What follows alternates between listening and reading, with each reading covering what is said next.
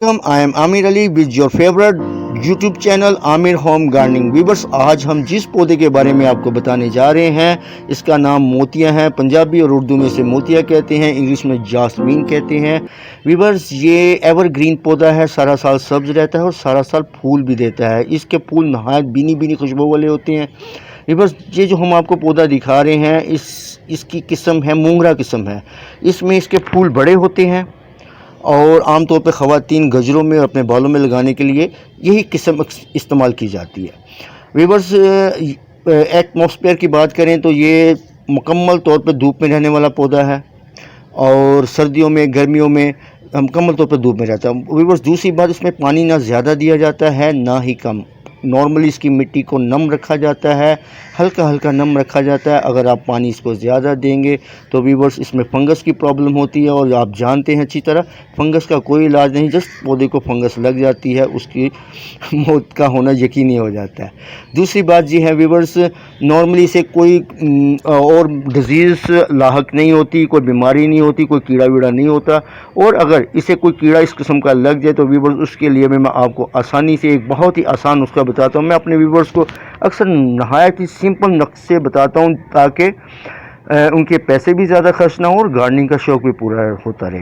Viewers, इस पौधे के लिए और नॉर्मल दूसरे पौधों के लिए आप 200 ग्राम तकरीबन नीम के पत्ते लेंगे, उन्हें पानी में डालेंगे और उसके साथ ही 5-7 हरी मिर्चें भी तोड़ने के बाद यानी कि उसके टुकड़े करके वो भी डालेंगे और उसको बॉयल करेंगे। जब पानी आधा रह जाए उसे निकाल कर सब चीज़ें निधार लें और ख़ाली पानी को शावर में डाल के स्प्रे कर दें। वीवर्स, ये पौधे भी और इसके अलावा जितने और पौधे हैं उनमें जितने भी एंसिट हैं, जितने भी सब्ज़ तेला, चितकबरी सुंडी और दूसरी सुंडी और वाइट फ्लाई सफ़ेद मक्खी, वो सब ख़त्म हो जाएगी।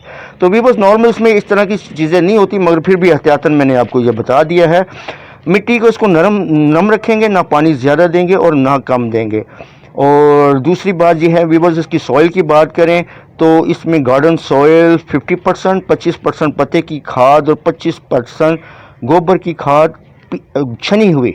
वीवर्स, इसको छनने का तरीका ये है कि पत्ते की खाद और गोबर की खाद उसको अच्छी तरह किसी चीज़ से पीस लें, उसके बाद छन्नी में जाकर उसे छान लें और बारीक बुरादा बना लें। बारीक बुरादे को इसके अंदर शामिल करें। दोबारा रिपीट कर रहा हूँ, गार्डन सॉइल 50%, 25% गोबर की खाद और 25% पत्ते की छनी हुई खाद। और अगर आपके पास गार्डन सॉइल गार्डन सॉइल है तो इसमें थोड़ी सी मोटी रेत भी शामिल करेंगे। अगर गार्डन सॉइल नहीं है, आपके पास बल है, तो उसमें रेत मज़ीद शामिल करने की ज़रूरत नहीं है। वीवर्स, आपको पता है गार्डन सॉइल में रेत इसीलिए इस्तेमाल होती है कि वो मज़ीद नरम हो जाए और पानी को गुजरने के लिए, पानी को ड्रेन करने के लिए आसान हो जाए। और वीवर्स, इसके बारे में ये है कि इसमें साल में 2 दफ़ा गोबर की खाद दीजिएगा। गोबर की खाद बिल्कुल छनी हुई, एक जुलाई अगस्त में दीजिएगा, दूसरा दिसंबर में। इसके गमलों में अगर क्यारियों में हैं तो खाद उसके ऊपर पौधे के गिर डाल के उसे अच्छी तरह गोडी कीजिएगा। और उसके अलावा वीवर्स, अच्छे फूल, मोटे फूल और ज़्यादा मकदार में लेने के लिए यूरिया का इस्तेमाल कीजिएगा। 1 चम्मच यूरिया खाद आप तकरीबन 15 लीटर पानी में डालिएगा। इस पौधे को भी दीजिएगा और दूसरे पौधों को भी। तो वीवर्स, इससे पत्ते जो इंडोर प्लांट्स है उसके पत्ते ज़्यादा लश ग्रीन होंगे और जो फूलदार पौधे हैं उनमें फूल भी जल्दी निकलेंगे और ज़्यादा मकदार में निकलेंगे। और वीवर्स, आपको ये मैंने बताया कि 15 दिनों में 1 दफ़ा। और वीवर्स, एक और इसकी खाद है फूड प्लांट महीने में 1 दफ़ा देनी है। 1 टीस्पून तकरीबन 15 लीटर पानी में डालकर उसे अच्छी तरह मिक्स करके अपने दूसरे पौधों को भी दे और इस मोतिये के पौधे को भी दे। इससे ये होगा कि इसके फूल मोटे होंगे, मजबूत होंगे और उसके अलावा ज़्यादा मिकदार में होंगे।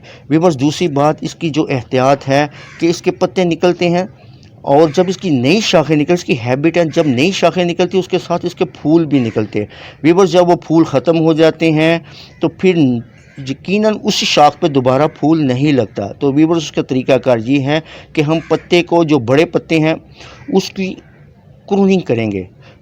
उसके पत्ते की जो डंडी है इसको शाख से थोड़े से फासले पे तकरीबन 1-2 सूतर के फासले से 2 नाखूनों के साथ पंच करेंगे। पंचिंग करके पत्तों को उतार देंगे, या हम इसे कैंची से भी काट सकते हैं, मगर ये है कि इसे खींच के ना उतारिएगा। खींच के उतारने से इसकी जो बर्ड्स है वो ख़राब हो जाएंगी। अगर हम इसे बड़ी आसानी से पंचिंग कर देते हैं, पत्तों को उतार देते हैं बड़े बड़े को, तो फिर से ये होगा कि ये पौधे के अंदर जो खुराक है ये पत्ते यूज़ नहीं करेंगे, वो तो ख़त्म हो जाएंगे, बल्कि इसी बर्ड से, इसी चश्मे से मज़ीद 1 या 2 बल्कि इससे ज़्यादा भी शाखें फूटेंगी। जब नई शाखें फूटेंगी तो फूल नई शाखों पे ही लगते हैं, पुरानी शाखों पे दोबारा नहीं आते। इसलिए नॉर्मली इसके वक्तन फ़ौक्तन इसकी पत्तों की पंचिंग ज़रूर कर दिया करें। और दिसंबर के महीने में इसकी बारीक शाखों की भी कटिंग कर देनी चाहिए। और भी बस इसकी अफज़ाइश नस्ल की बात करें तो ये कलम से लगाया जाता है। तकरीबन 6 से 7 इंच की कलम होनी चाहिए, जिसमें कम से कम 6-7 चश्मे होने चाहिए, बर्ड्स होनी चाहिए, और तकरीबन 4 इंच मिट्टी के अंदर इसको दबाएंगे और 2 से 3 इंच मिट्टी से बाहर रखेंगे। जो मिट्टी से बाहर रखेंगे उसमें 2-3 चश्मों का होना ज़रूरी है।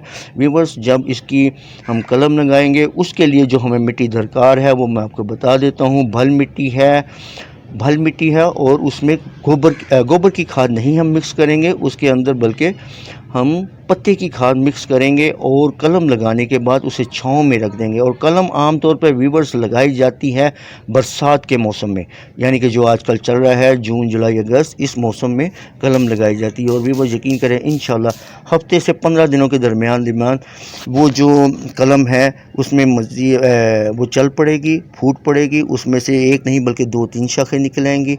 उसके बाद जब वो स्टेबल हो जाए, पौधा पत्ते उसके थोड़े से बड़े हो जाएं, तो फिर आप उसे पानी भी दें और उसे धूप में भी रख सकते हैं। उसके बाद बड़े पॉट में इसे डाल के तो आप इसको चला सकते हैं। व्यूअर्स, इसकी कलम को लगाना कोई मुश्किल नहीं, नहायत आसान है। ठीक है जी व्यूअर्स, आपको इंशाल्लाह ये हमारी वीडियो पसंद आई होगी। अगर पसंद आई है तो इसे लाइक कीजिए, शेयर कीजिए, सब्सक्राइब कीजिए। खुश रहें, खुश रखें और दूसरों का भी ख्याल रखें।